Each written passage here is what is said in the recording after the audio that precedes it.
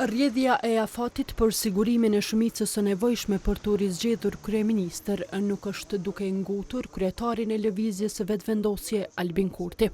Tek kanë mbetur edhe 12 ditë deri në fund të 15 ditëshit, brenda të cilit duhet të paraqitet për miratim përbërja e programi qeverisë së re, Kurti ka thënë se janë duke u marrë me rezultatet e zgjedhjeve lokale e përgatitjet për balotazhin.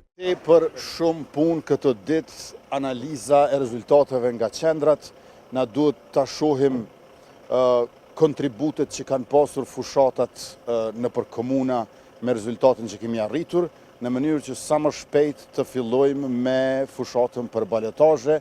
Andaj dje dhe sot nuk kam arritur ende që të zhvilloj ato komunikimet, por po e bëjmë një plan edhe për këtë gjë, i kemi më shumë se 10 ditë. Për ta formuar qeverin, Kurtit i duhen së paku 61 vota në kuvend. Aktualisht, lëvizja vetëvendosje që doli e para nga zgjedhjet e 9 shkurtit ka 48 deputet. Për krahje ka edhe prej 7 deputetëve që u përkasin komuniteteve jo serbe, si dhe të Nenad Rashiqit. Bazuar në këtë vetëvendosje, si duhet edhe mbështetje së paku 5 deputetëve. Në vetëvendosje, derën e bashkëpunimit e kanë mbyllur për PDK-n e listën serbe.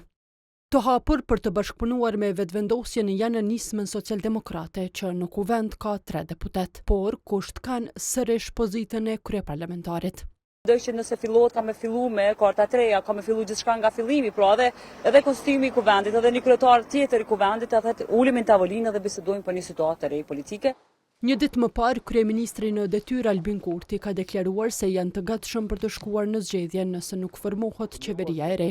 Deputetja nismës Gjevahire Izmaku i ka bërë thirrje që ta ul egon, pasi sipas saj zgjedhjet e reja e dëmtojnë vendin. Pra çfarë logjike ka me harxhu milionat edhe me arë nashta në një situatë të njëjtë. Edhe nuk e kuptoj këto për çka duhet me bëj. Domethënë çfarë ego me fitu një deputet më shumë ose më pak, edhe me dëmtu vendin. Nuk ish dashur me mendu kërkush.